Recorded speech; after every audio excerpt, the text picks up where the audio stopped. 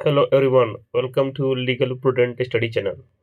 जो भी law graduate हैं, जो भी एडवोकेट्स हैं, जो प्रैक्टिस कर रहे हैं, उनके लिए जॉब ऑफर आया हुआ है मिनिस्ट्री ऑफ लॉ के तरफ से। और किस किस पद के लिए जॉब है, क्या एलिजिबिलिटी क्राइटेरिया है, कितने सीट्स हैं, क्या सिलेबस एग्ज़ाम का क्या प्रोसेस है फॉर द रिक्रूटमेंट, ये सारे डिटेल्स में हम इस वीडियो में बात करेंगे। ये देख सकते हैं 109 पेज का PDF है। तो जो भी रेलिवेंट पेज है वो वहीं रेफर करेंगे। तो स्टार्ट करते हैं। पहला रेलिवेंट पेज आपका पेज नंबर 2 है। इसमें दिया गया है important date and timeline for the recruitment process. तो यहाँ पर देख सकते हैं ये opening date and time for the online registration of application आज से स्टार्ट हो रहा है, जैसे कि 7/1/2025 लिखा हुआ है। तो आज 7/1/2025 है। नोटिफिकेशन यहाँ पर देख सकते हैं 6/1 को आया हुआ है। ठीक है, तो आज से स्टार्ट होने वाला है फॉर्म, तो आप भर सकते हैं। तो पहले भरने से पहले क्या क्या एलिजिबिलिटी क्राइटेरिया है, क्या क्या डॉक्यूमेंट रिक्वायरमेंट है, कैसे प्रोसेस है, उसको जान लीजिए। इस वीडियो में उसी पर बात करेंगे। तो पहला डेट हो गया भरने का, आज से स्टार्ट हो रहा है। कब तक भर सकते हैं? क्लोजिंग टाइम डेट क्या है? 6 फरवरी। ठीक है। रेट ऑफ फी पेमेंट के लिए कब से होगा? 6/7 से लेकर 8 फरवरी तक के बीच में होगा। ठीक है। तो नोटिफिकेशन के लिए आपको समय दिया जाएगा जो 9 फरवरी से 18 फरवरी तक है। ये हो गया इम्पोर्टेंट डेट एंड टाइम। ठीक है। अब चलते हैं कि कौन कौन सा डेजिग्नेशन के लिए आपका फॉर्म आया है। For the law graduate and plus advocate, जो भी प्रैक्टिसिंग एडवोकेट हैं, जो भी फ्रेश लॉ ग्रेजुएट हैं, जो भी प्रैक्टिसिंग एडवोकेट हैं, उनके लिए जॉब कैटेगरी का बात कर लेते हैं। नेक्स्ट पेज रेलिवेंट है, चलते हैं पेज नंबर 41।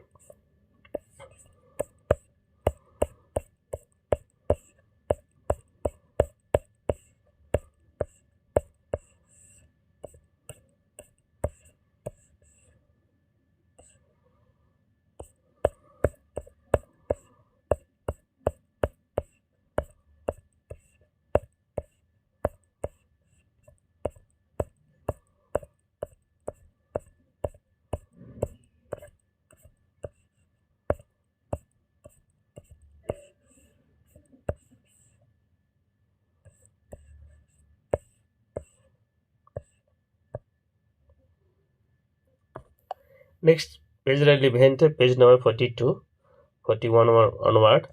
यहाँ पर देख सकते हैं स्टाफ वेलफेयर इंस्पेक्टर के लिए डिजिग्नेशन है, कैटेगरी है। इसमें टॉपिक्स क्या है, आपको सिलेबस का बात करें तो सिलेबस देखिए, industrial law,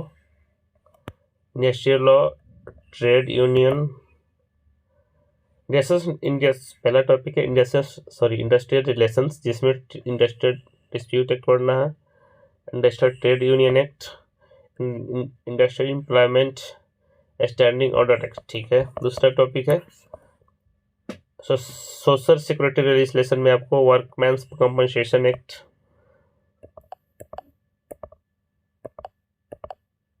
workman compensation act, employment provident fund,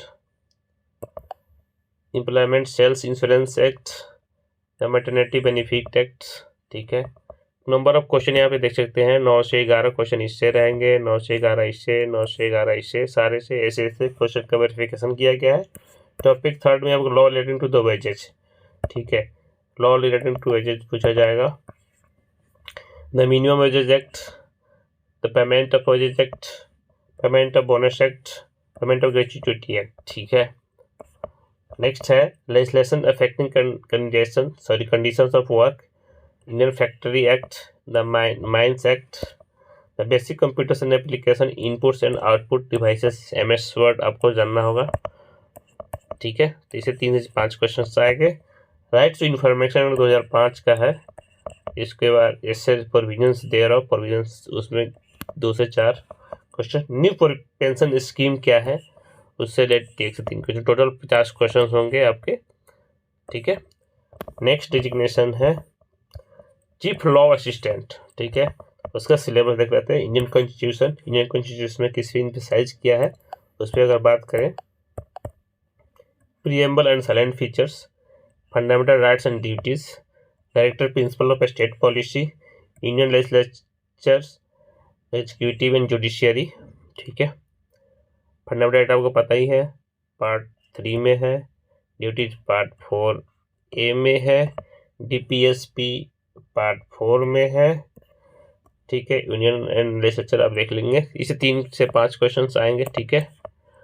next है administrative law, nature and scope of administrative law, legislative power of the administrations, judicial power of administrations, judicial control of administrative actions, corporations and public undertaking. जो limited topic है उस चीज को cover करना है, इसे 2 से 3 क्वेश्चन आएंगे। नेक्स्ट है jurisprudence, nature and scope, schools of jurisprudence, sources of law, concepts, legal concepts, legal person. ये PDF मेरे टेलीग्राम चैनल पे मिल जाएगा, जिसका डिस्क्रिप्शन बॉक्स में लिंक मिल जाएगा टेलीग्राम चैनल का, वहाँ से डायरेक्ट जाकर आप डाउनलोड कर सकते हैं।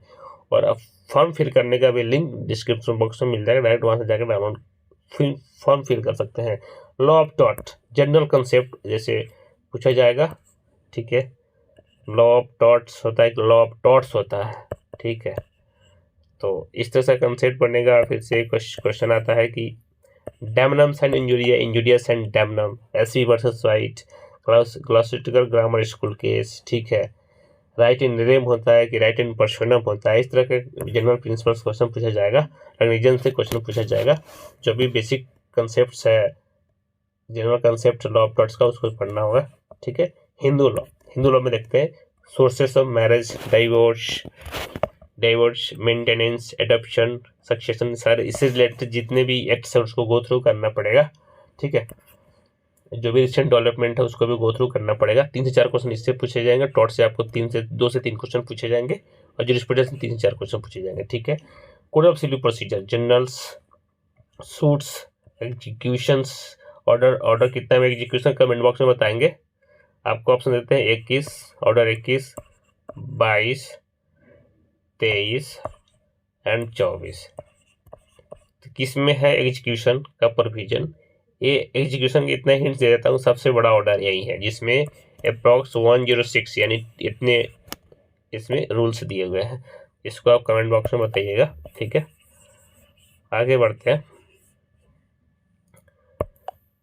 Appeals, reference, review, revision, written statement, set off क्या होता है, काउंटर क्लेम क्या होता है, एग्जामिनेशन क्या है, डिस्कवरी क्या है, एडमिशन क्या है, डॉक्यूमेंट्स लॉ।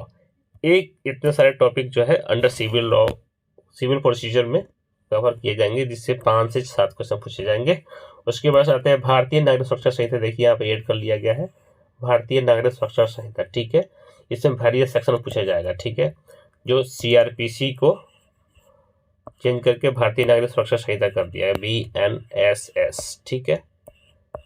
तो कितने सेक्शंस है, कितने चैप्टर्स हैं, जनरल डिफेंस वाला सेक्शंस, इससे सारा चीज जो इम्पोर्टेंट है उसको आपको कवर करना पड़ेगा, ठीक है।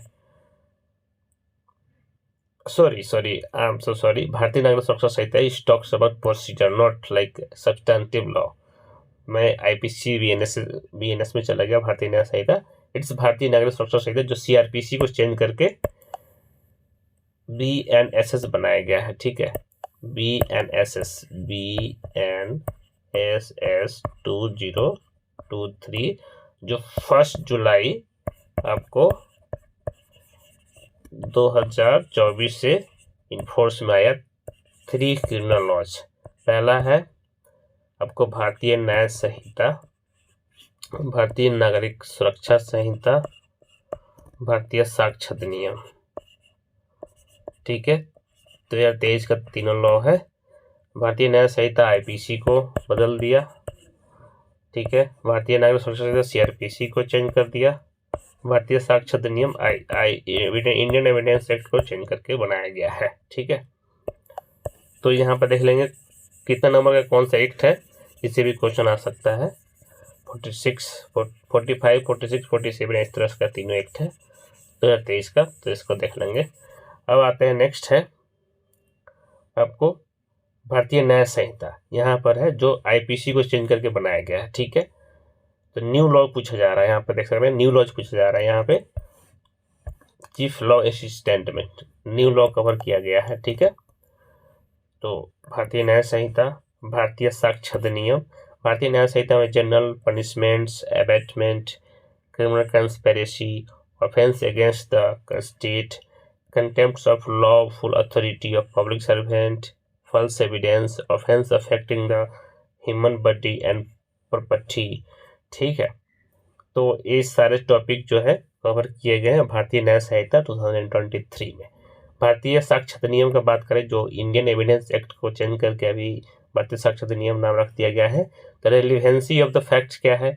Fact which need not to be proved, oral evidence, documentary evidence, burden of proof, estoppel, examination of witness, and of improper admission, rejection of admission। ये सारे टॉपिक भारतीय न्याय साक्ष्य अधिनियम में कवर किए जाएंगे।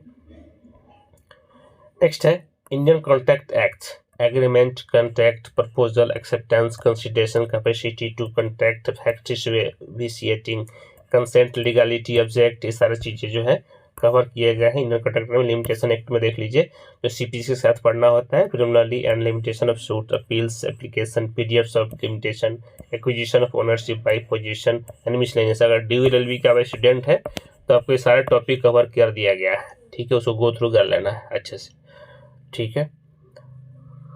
तो आगे बढ़ते हैं। नेक्स्ट है स्पेसिफिक रिलीफ एक्ट, SRA, ठीक है। इसके preventive relief and specific relief से रिलेटेड प्रोविजन पढ़ना है। इंडियन पार्टनरशिप एक्ट जो भी होगा, जो भी ICA का ही पार्ट था इंडियन कॉन्ट्रैक्ट एक्ट का, लेकिन बाद में इसको अलग अलग कर दिया गया। इंडियन पार्टनरशिप एक्ट पढ़ना है, ठीक है। उसके बाद आगे बढ़ेंगे तो आर्बिट्रेशन एंड कंसोलिडेशन एक्ट पढ़ना है, 1996 का है, ठीक है। इंटरेस्टिंग है। कंज्यूमर प्रोटेक्शन एक्ट जो टॉर्ट के साथ पढ़ना होता है DULLB में। Protection of human rights general principles पढ़ेंगे, इसको कॉन्स्टिट्यूशन से रिलेट करके पढ़ना होगा, ठीक है। इसका एक देख लेंगे। ट्रांसफर ऑफ प्रॉपर्टी TPA जो है बहुत ही इंपॉर्टेंट टॉपिक है। इससे general transfer of property act by the party, sales of immovable properties, आपको पता है इमूवेबल प्रॉपर्टी का ही प्रोविजन डील करता है। Transfer of property act inter vivos होता है, जो भी लिविंग पर्सन उनके बीच में ट्रांसफर की बात करता है, नॉट डेड पर्सन, ठीक है। Mortgage of immovable property, charges, lease immovable property exchange, ठीक है। राइट टू इन्फॉर्मेशन एक्ट 2005 के यहाँ भी पूछा रखा है। ऑब्लिगेशन ऑफ पब्लिक अथॉरिटीज क्या है, central and state information commission क्या है, अपील्स एंड पेनाल्टीज क्या है, कंपनी लॉ देखिए आ गया है। फॉर्मेशन कैसे होता है, registration and incorporation of the company कैसे होता है, सेक्शन जो 3 देखेंगे, 7 देखेंगे। कैपिटल फॉर्मेशन क्या है, corporate administration and winding of the company कैसे होता है, किस सिचुएशन में होता है। अगर आप DULLB के छात्र हैं तो सारा सिलेबस आपको आसानी से कवर हो गया है, ठीक है, गो थ्रू कर लेना है, ठीक है। Delhi university faculty of law का मैं बात कर रहा हूँ। लेबर लॉ में देखिए इसका भी सिलेबस में लेबर लॉ कवर किया गया है। Industrial dispute acts, trade union acts, employees state insurance act, ये सारा। ये देखिए एलिजिबिलिटी क्राइटेरिया क्या क्या है। तो चीफ लॉ असिस्टेंट के लिए जो एलिजिबिलिटी क्राइटेरिया है यहाँ पर देख सकते हैं।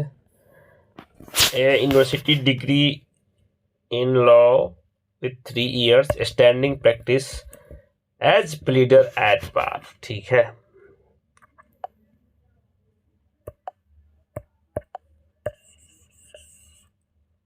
As pleader at bar, serving railway employees who are law graduates are also eligible to apply for this post, provided they have served for at least 5 years in any branch of railway administration. Vacancies earmarked for the direct recruitment should also be available to the railway magistrates who are desirous to apply for such post and who also fulfill the prescribed qualification for the direct recruitment. ये हो गया आपका chief law assistant के लिए। अब public prosecutor के लिए क्या एलिजिबिलिटी क्राइटेरिया है, यहाँ पर देखिए। Graduation with bachelor in law from the recognised university and 5 years आपको स्टैंडिंग एज एडवोकेट। तो लॉ प्लस 5 years अगर आपका प्रैक्टिस चल रहा है then you are also eligible, ठीक है, फॉर पब्लिक प्रोसिक्यूटर, ठीक है। यहाँ पर देख सकते हैं पे स्केल आपका ये है, 7 पे स्केल मिल रहा है, ठीक है। मेडिकल स्टैंडर्ड क्या है, C1 C1। तो एज लिमिट देखेंगे, अगर चीफ असिस्टेंट का हम बात करें तो आपको 18 ईयर से लेकर 43। 18 ईयर में कौन सा लॉ कोई कर लेता है भाई, ठीक है। दूसरा है पब्लिक प्रोसिक्यूटर के लिए 18 से लेकर मैक्सिमम है 35। ये हो गया chief law assistant and public prosecutor के लिए। नेक्स्ट इंस्पेक्टर वाला जो था उस पे चलते हैं। उसके लिए आपको 86 में जाना पड़ेगा, पेज नंबर 86।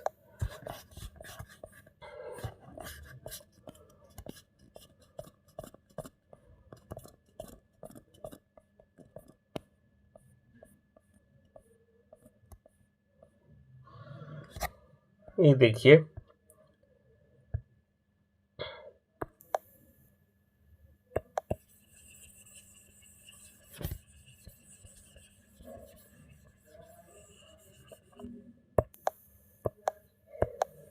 मैं बोला था स्टार्टिंग वीडियो में कि फ्रेश लॉ ग्रेजुएट के लिए ये वैकेंसी है। तो मेरे अकॉर्डिंग वैकेंसी जो है फ्रेश लॉ ग्रेजुएट के लिए स्टाफ वेलफेयर इंस्पेक्टर के लिए ही है, ठीक है। तो अगर हम बात करें इसके एलिजिबिलिटी क्राइटेरिया का, मिनिमम एजुकेशन क्वालिफिकेशन का अगर हम बात करें, ठीक है, तो यहाँ पर देखेंगे आप ग्रेजुएशन होना चाहिए, किसी भी स्ट्रीम में हो चलेगा, ठीक है। प्लस इसके ग्रेजुएशन के साथ साथ क्या होना चाहिए, any one of the following qualifications.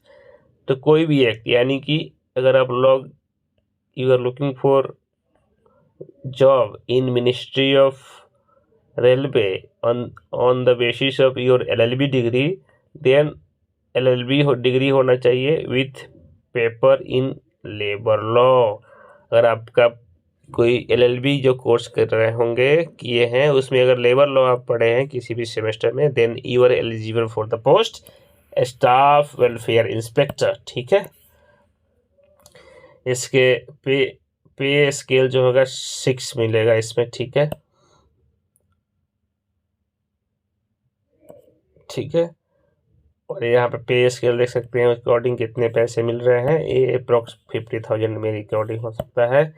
And minimum age चाहिए 18 ईयर्स, मैक्सिमम 36 होना चाहिए।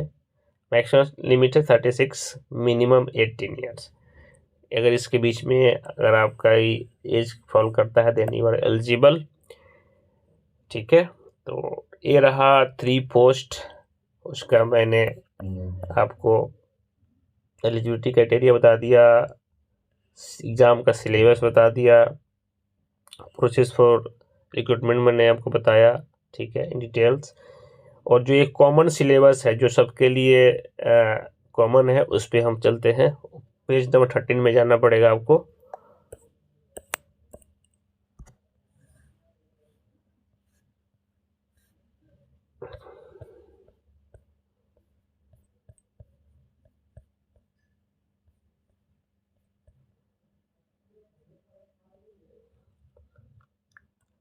सॉरी, पेज नंबर है 15, ठीक है। तो देखिए यहाँ पर बताया गया है, यहाँ पर देखेंगे आपको बताया गया है 13.8 जो पॉइंट है, 13.8 नंबर का जो भी पॉइंट है उसमें देखेंगे बताया गया है यहाँ पे section wise marks. This section the section wise number of the question and marks for all post. यहाँ पे देखिए for all post except junior translator और हिंदी, तो छोड़ के जो भी पोस्ट इस इक्विपमेंट में बात किया गया उन लोगों को ये सारा देना पड़ेगा। उनका टेस्ट होगा on the basis of professional ability 50 question, ठीक है। General awareness 15 question, general intelligence reasoning 15 question, mathematics 10 question, general science 10 question, सारे के मार्क्स का है। Then equivalent number of question equivalent to number marks, ठीक है, सारे एक मार्क्स का है। देन मार्क्स आपको 50 question 50 mark, 15 question 15 marks, 15 question 15, 10 question 10 mark, 10 question 10 mark, total 100 marks का ये होगा। ये सबके लिए कॉमन होगा एक्सेप्ट जो जूनियर ट्रांसलेटर के लिए भर रहा है, जो हिंदी के लिए भर रहा है। ठीक है, तो आपको 1/3 इसका नेगेटिव मार्किंग, इसका भी ध्यान रखेंगे। ये रहा आपका, अगर स्पेसिफिक अगर जाना चाहेंगे मैथमेटिक्स में क्या क्या पढ़ना है तो यहाँ पर देख सकते हैं, इससे सारा चीज़ पढ़ना होगा। जनरल इंटेलिजेंस रीजनिंग का बात करें, सारा चीज़ पढ़ना होगा। जनरल अवेयरनेस का बात करें तो ये सारा चीज़ पढ़ना होगा। जनरल साइंस का बात करते हैं, सारी चीज़ पढ़ना होगा। ये PDF मेरे टेलीग्राम चैनल पे मिल जाएगा, वहाँ से डायरेक्ट डाउनलोड कर सकते हैं। और टेलीग्राम चैनल का लिंक मेरा डिस्क्रिप्शन बॉक्स में मिल जाएगा इस वीडियो के, तो वहाँ से डायरेक्ट डाउनलोड कर सकते हैं। Thank you so much for watching this video. I hope this video will help you to know about the recruitment process in details published by Railway Ministry. If you have any query, you may contact me. You can drop your query in comment box, and you can also contact me by Telegram. My Telegram ID is @ click करने के बाद आप डालेंगे legal prudent, साथ में चलेगा study 1। ठीक है, लीगल प्रूडेंट स्टडी 1, फिर से लिख देता हूँ, लीगल प्रूडेंट स्टडी 1। ठीक है, एडिट करके सर्च कर लेंगे तो ये आपको डायरेक्ट मुझसे मैसेज के थ्रू बात कर सकते हैं ऑन टेलीग्राम। अगर मेरी इंस्टाग्राम से जुड़ना चाहते हैं तो @prudent राहुल सर्च करेंगे तो वहाँ पे आपको मिल जाएगा। और मेरी इंस्टाग्राम इस पेज का यूट्यूब चैनल के लिए है, same as YouTube channel, legal prudent study डालेंगे तो आपको मिल जाएगा। Thank you so much for watching this video. Thank you so much. Please like, subscribe and share.